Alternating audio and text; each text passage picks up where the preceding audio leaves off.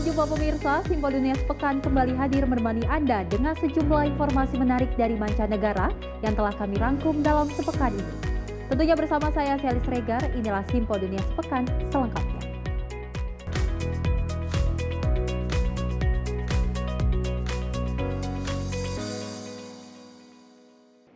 Pemirsa, kita awali informasinya di mana ribuan peternak sapi perah di India Utara menghadapi krisis kekurangan pakan ternak selama musim dingin. Kini para ilmuwan dari universitas setempat telah mengembangkan jenis pakan ternak baru untuk membantu para peternak bertahan saat musim dingin, sekaligus meningkatkan produktivitas ternak mereka. Rajiv Kumar sudah menyiapkan pakan ternak baru ini untuk musim dingin mendatang bagi sapi-sapi yang ia pelihara di pegunungan India Utara. Hilly areas में हरे घास की तो कमी हमेशा ही रहती है और सर्दियों में तो और भी ज़्यादा कम हो जाता है, स्पेशली नवंबर से लेके अप्रैल तक। तो आप उसको क्या देंगे, वो भूसा ही देंगे, फिर उसके अलावा तो वो तो उसकी वैल्यू तो ज़ीरो है, वो तो जस्ट एज ए फिलर होता है वो तो। Dikembangkan di Universitas Pertanian CSK Himachal Pradesh, pakan ini dibuat melalui proses fermentasi setelah memotong dan memadatkan tanaman seperti jagung dan rumput. Pakan ini dapat digunakan sepanjang tahun. और फार्मर्स भी बड़े इंटरेस्ट से इस टेक्नोलॉजी को अपना रहे हैं क्योंकि उन्हें फ़ायदा भी हो रहा है। एक तो सस्ता घास पड़ रहा है, दूसरा उसमें न्यूट्रिटिव वैल्यू अच्छी रह रही है और पशु में उत्पादन क्षमता और बीमारियां कम लग रही है। Menurut Rajiv, sejak ia mulai memberi makan ternaknya dengan rumput silase, penghasilannya meningkat.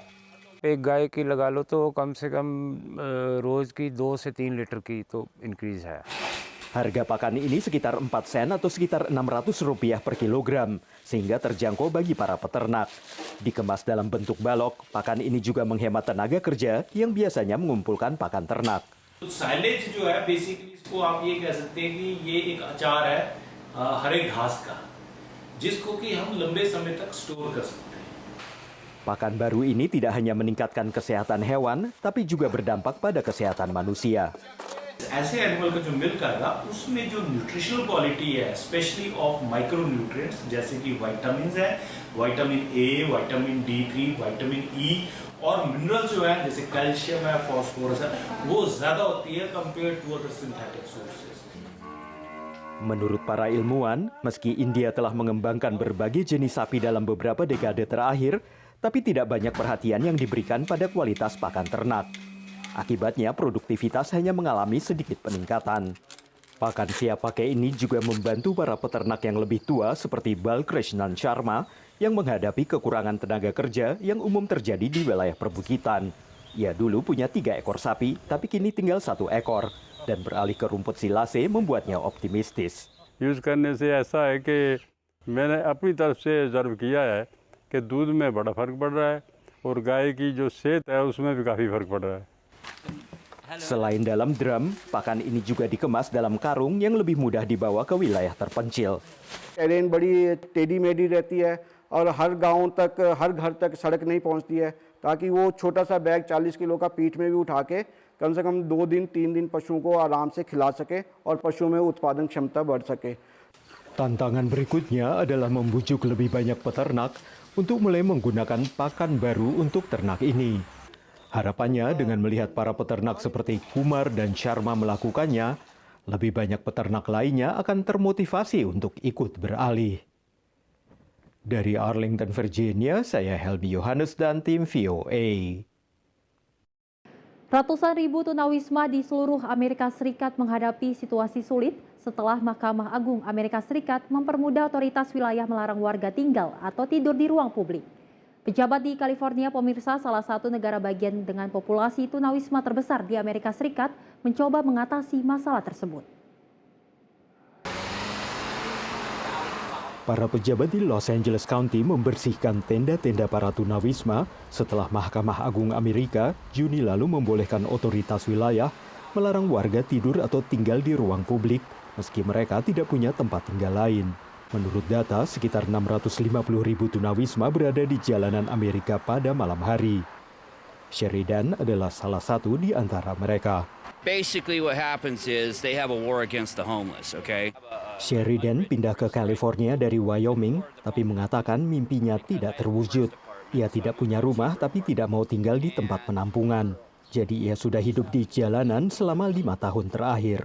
The reason I've never gone into a shelter and bridge housing or whatever they call it is because I've got grievances with the city and the county. They know that the people making the offers are not really trying to help. All they're trying to do is help their political career. Setelah keputusan pengadilan tinggi, Gubernur California Gavin Newsom menandatangani instruksi gubernur yang mengizinkan pejabat negara bagian dan lokal membongkar tenda tunawisma. Menurutnya tujuannya adalah membantu warga yang tidak bisa membantu diri mereka sendiri. This is not about criminalization. What's criminal is neglecting people that are struggling and suffering and dying on our watch. That's criminal. What's criminal is people don't have restrooms. What's criminal is people literally are putting their lives at risk every single night. People are found dead, stabbed to death. Agustus lalu, Newsom mensahkan 2 RUU untuk mengatasi masalah ini. Salah satunya mempermudah pemindahan warga yang tidak memiliki tempat tinggal ke tempat penampungan sementara selama lebih dari 30 hari. Yang lainnya mempermudah pembangunan perumahan tambahan yang terjangkau di California. Namun menurut beberapa ahli hukum, kedua aturan ini belumlah cukup. There aren't enough affordable housing units. There aren't enough shelter spaces. There isn't anywhere for people to go. Menurut hitungan yang diwajibkan pemerintah federal, ada lebih dari 75.000 warga tunawisma setiap malam di Los Angeles County saja. Menurut seorang warga, masalah ini juga berdampak pada warga seperti dirinya yang tinggal dan bekerja di kota ini. It's a really complicated issue. I've had my experience with dealing with the homeless. I've been assaulted before. I've had the police involved. Meski keputusan Mahkamah Agung Amerika telah mempermudah otoritas wilayah untuk memindahkan para tunawisma dari jalanan dan trotoar kota, masalah yang rumit ini masih jauh dari selesai. Dari Arlington, Virginia, saya Helmi Yohanes dan tim VOA. Penelitian baru menunjukkan pemakai kacamata bisa memperbaiki penglihatan para petani dan meningkatkan pendapatan mereka secara signifikan. Karena itu sebuah lembaga amal Amerika membantu menyediakan kacamata bagi para petani kakao di Ghana. Menanam kakao adalah pekerjaan yang rumit. Para petani melakukan penyerbukan dengan tangan, memindahkan butiran serbuk sari kecil dari bunga jantan ke bunga betina. Selama bertahun-tahun, pemilik kebun kakao di Ghana, Juliet Adai, yang berusia 63 tahun, berjuang dengan penglihatannya yang buram.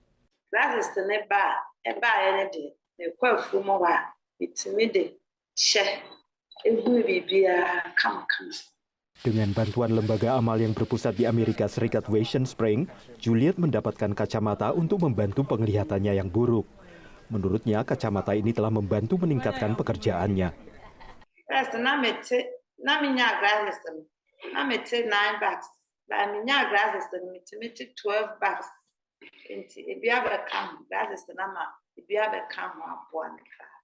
Vision Spring mengatakan sekitar separuh petani kakao di wilayah Ashanti, Ghana membutuhkan kacamata untuk membantu penglihatan mereka. Penelitian yang dilakukan di Bangladesh oleh Badan Amal ini dan Queen's University Belfast menunjukkan kacamata dapat meningkatkan pendapatan para pekerja di pedesaan hingga 30%. Dari rata-rata lebih dari $35 per bulan menjadi lebih dari $47. Dan harga kacamatanya sendiri sekitar $6.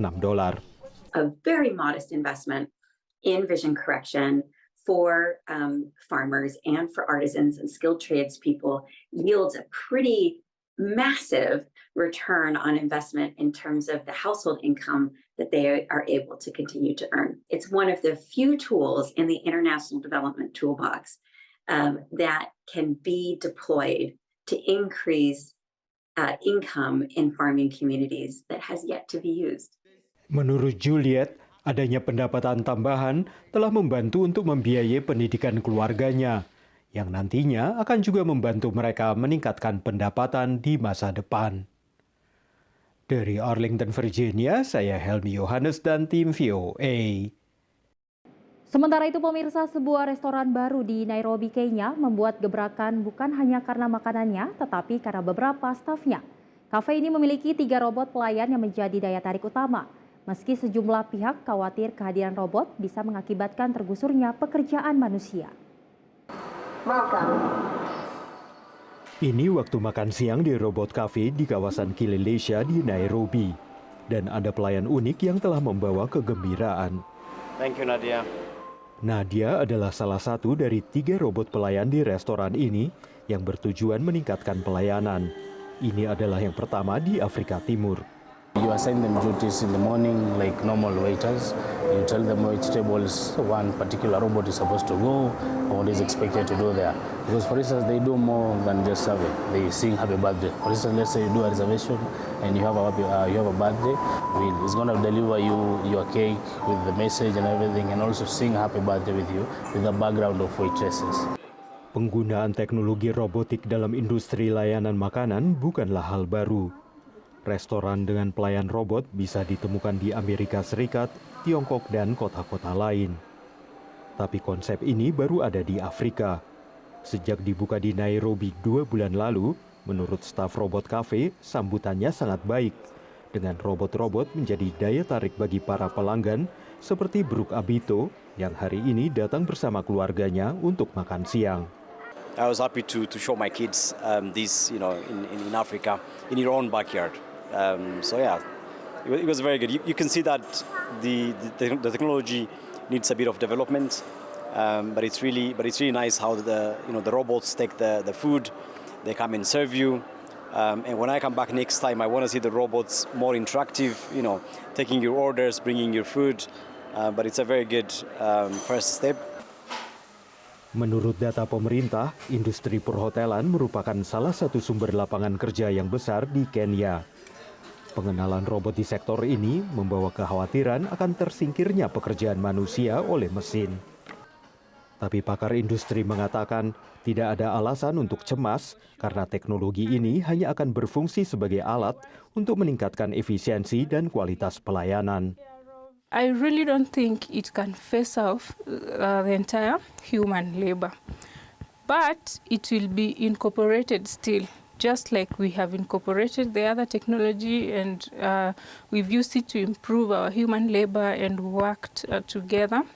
IDIT menyarankan sekolah-sekolah di Kenya memasukkan pelatihan teknologi dalam kurikulum perhotelan untuk mempersiapkan diri menghadapi perubahan ini. If we keep training people the traditional way, and by the time they're released in the industry, technology has already gone a notch higher. It becomes scary for them already, and it becomes difficult to be able to adopt. Para ahli mengatakan era restoran otomatis telah dimulai di Afrika, dan para pengunjung bisa mengharapkan lebih banyak integrasi robot dalam pengalaman bersantap mereka. Dari Arlington, Virginia, saya Helmi Yohanes dan tim VOA. Terima kasih pemirsa, Anda masih menyaksikan Simpo Dunia Sepekan, di mana kemasan sekali pakai adalah kontributor utama sampah plastik dunia yang akhirnya mengotori lingkungan. Di Amerika Serikat ada toko isi ulang yang berupaya atasi masalah tersebut. Pelanggan harus bawa wadah sendiri untuk beli berbagai kebutuhan sehari-hari. Sebelum berbelanja di toko ini, wadah-wadah kosong seperti botol dan toples harus ditimbang terlebih dulu, lengkap dengan tutupnya. Setelah itu, pengunjung bisa mengisi ulang berbagai kebutuhan sehari-hari ke dalam wadah mereka. Mulai dari kebutuhan pokok seperti minyak goreng dan pasta, dan kebutuhan perawatan diri seperti sampo dan kondisioner. Mala membuka toko tanpa sampah bernama Trace pada 2021. I got the idea to open the store, it was like 2018, so almost 6 years ago. I got tired of seeing so much garbage and plastic and trash, like single-use coffee cups, like single-use packaging, and I knew that less and less was going to be recycled. Menurut data Greenpeace, di AS hanya 36% sampah yang didaur ulang. Tapi untuk plastik jumlahnya lebih kecil lagi. Hanya 6% sampah plastik yang bisa didaur ulang. Sementara belasan juta ton sampah dunia berakhir di alam bebas setiap tahunnya. Kontributor utamanya kemasan sekali pakai. In the 3 years that we've been open, we've refilled 21,000 containers. That's just containers. That doesn't even count the things that are not wrapped in plastic. Pelanggan mengaku mendapat kepuasan tersendiri belanja di toko isi ulang. Oh, you feel good because you're doing your little bit for the environment, and the staff are very friendly and helpful, and they're very much into doing for the planet and the environment as well. So yeah, it feels good. Menurut data dari US Public Interest Research Group, di Amerika Serikat ada sekitar 1.300 toko dengan konsep seperti ini. Ada yang seluruhnya isi ulang, ada yang memiliki area isi ulang yang luas. Toko dengan konsep isi ulang dan tanpa sampah lainnya bernama Fulfillery telah buka selama 4 tahun. Mereka menawarkan keunikan yang berbeda dengan membuat beberapa produk sendiri. Salah satunya tablet pembersih serbaguna ini yang dibuat dari minyak goreng daur ulang. So you open this up and it looks, once you open it up, you cut it up, add water, and it becomes a really great cleaner. It cleans granite, it cleans wood. Menurut Rini, mengubah kebiasaan berbelanja konsumen sekecil apapun adalah kunci. If the only thing they could do is carry around a reusable straw, that's still saving almost 500 straws a year, right? We just hope that people try to stop where they can. Dengan permasalahan sampah plastik dunia saat ini, menurut para pemilik toko isi ulang, konsep ini selayaknya diadopsi oleh toko dan supermarket besar di masa depan. Dari Virginia dan Washington DC, Valdia Baraputri, Rere Wahyudi, dan Nabila Ganinda, VOA. Sementara itu pemirsa, Waduk Al-Bala di Suriah telah direhabilitasi dan kembali mengalirkan air untuk irigasi setelah sempat rusak akibat perang. Meski masih ada kendala, tetapi restorasi waduk ini membuat para petani bisa memproduksi lebih banyak tanaman dan juga membawa harapan masa depan yang lebih baik bagi keluarga mereka. Bagi para petani di dataran Al-Roj, harapan kembali muncul karena dataran yang subur ini berkembang lagi. Bendungan yang memasok air untuk mereka dulu diserang di awal perang dan tidak berfungsi selama bertahun-tahun. Bagi petani yang merawat tanaman berharganya dengan hati-hati ini, kembali beroperasinya bendungan pada awal tahun ini telah mengubah kehidupannya. السد كان تعطل بال 2013 بعد ما تعطل السد يعني صارت الحياة غير طبيعية لأنه الشعب معتمد على الله ثم على هالأراضي المروية كانت على السد وما أشبه ذلك. بعد ضخ المياه وزراعة كانت جيدة جدا ممتازة والشعب يعني أخذ روح شوية كان أولي يعني لكن هلأ بهالفترة هاي.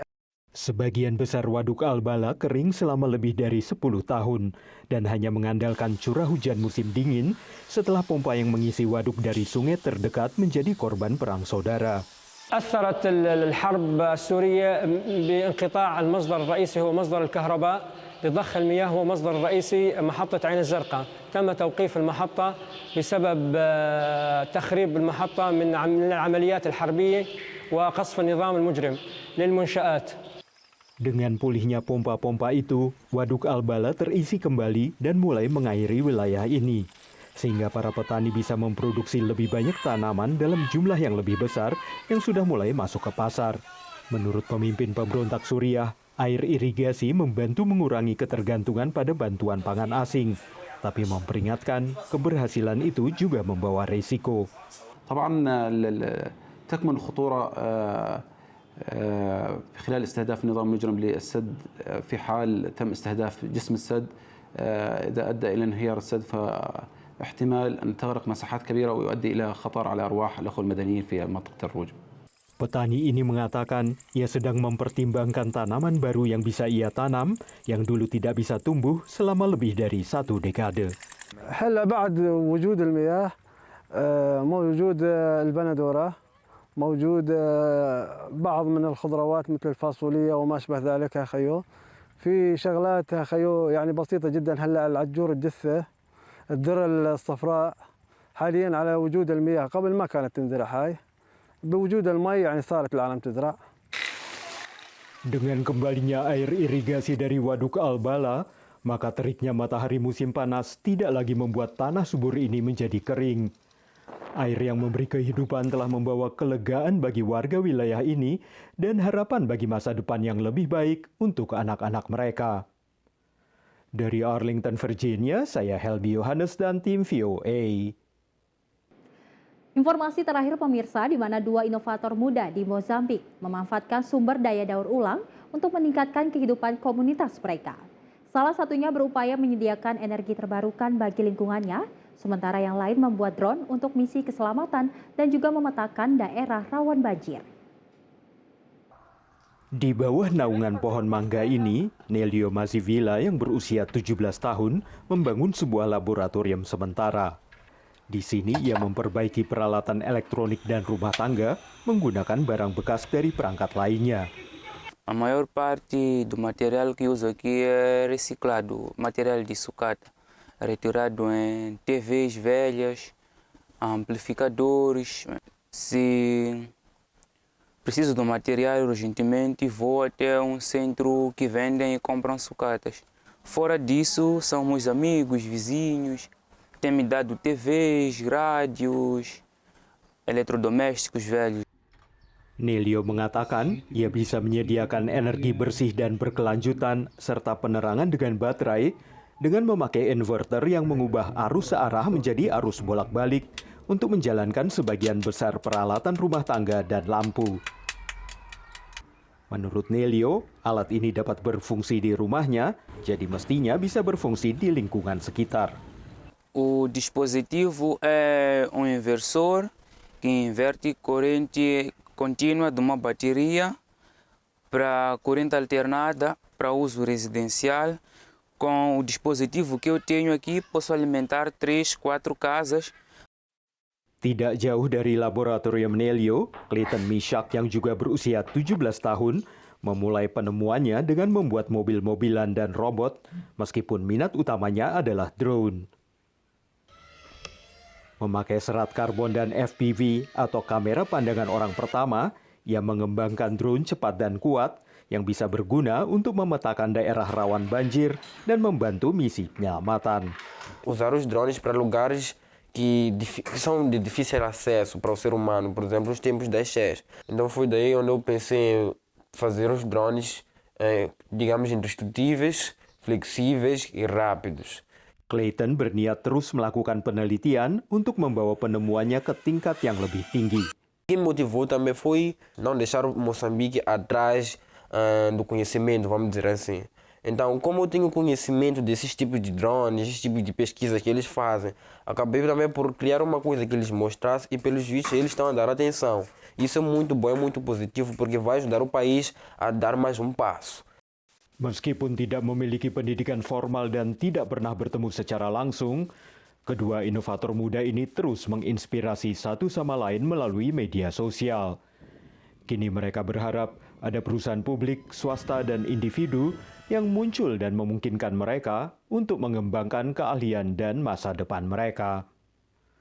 Dari Arlington, Virginia, saya Helmi Yohanes dan tim VOA. Informasi tadi pemirsa sebagai penutup jumpa kita kali ini dalam Simpo Dunia Sepekan. Dan saya Selis Regar mewakili kru yang bertugas pamit undur diri. Terima kasih dan sampai jumpa.